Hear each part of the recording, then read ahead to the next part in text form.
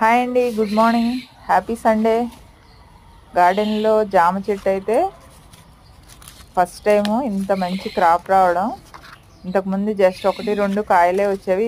ఈసారి దాదాపు ఒక 15-20 కాయలు, ఇంకా పూత ఉంది, ఇంకా పిందెలు కూడా ఉన్నాయి.